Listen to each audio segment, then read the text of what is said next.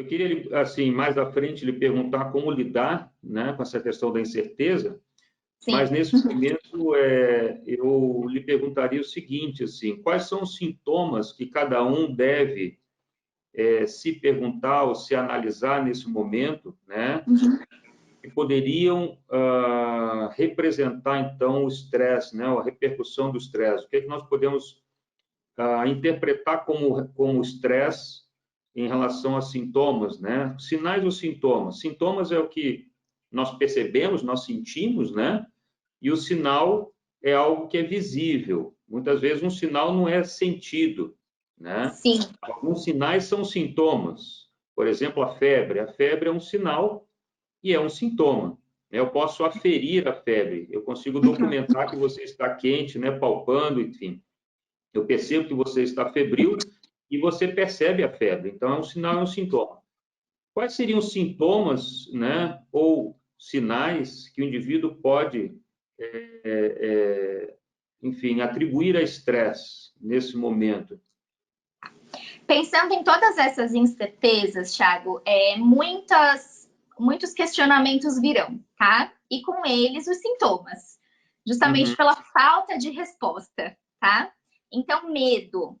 Sempre que a gente está vivendo uma situação nova, se a gente for pensar até em situações passadas, quando eu vou para um emprego novo, quando eu vou conhecer alguma pessoa, quando eu vou ter uma conversa importante, a gente sente coisas no nosso físico e nas nossas emoções também. Então, o medo, ele está muito atrelado a situações desconhecidas. E ele é um sintoma benéfico, porque ele traz segurança de alguma forma para a gente e ele permite que a gente não seja ousado numa medida que a gente possa se ferir, se machucar, tá?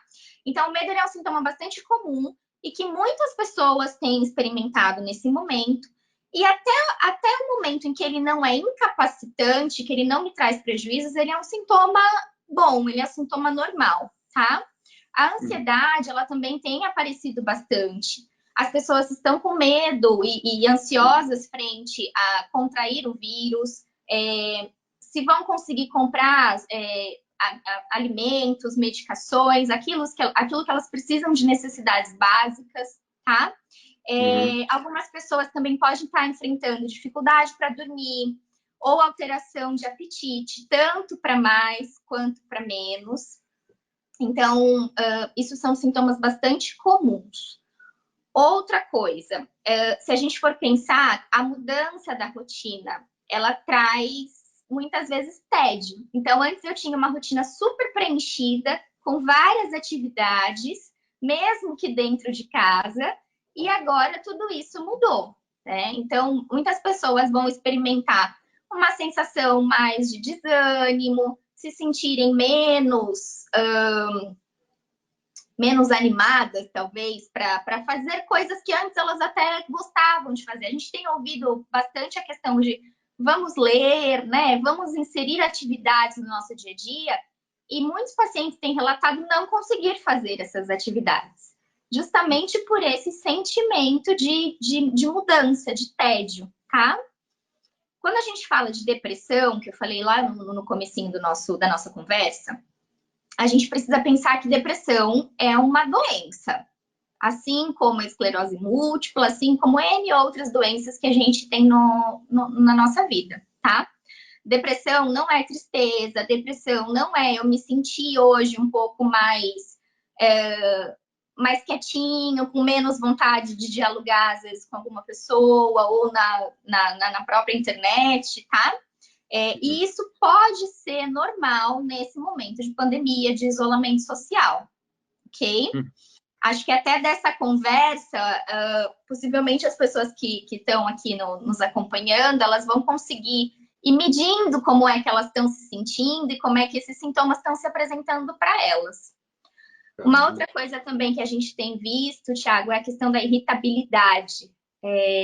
Acho que a TV tem mostrado aí muitos casamentos, né, se desfazendo. A gente tem, inclusive, na China, um índice de 30% de divórcios. É um número bem expressivo. E o que a gente precisa pensar é assim, a pandemia também não é culpada por tudo. As pessoas não estão se separando ou não estão tendo dificuldade em relacionamento interpessoal por conta da pandemia. Muitas vezes são coisas que já existiam antes e que com essa fase de maior irritabilidade, menor tolerância, com todos esses sintomas aflorando, às vezes essas situações realmente acabam acontecendo, tá? Uhum. Acho que basicamente é isso que as pessoas têm experimentado mais.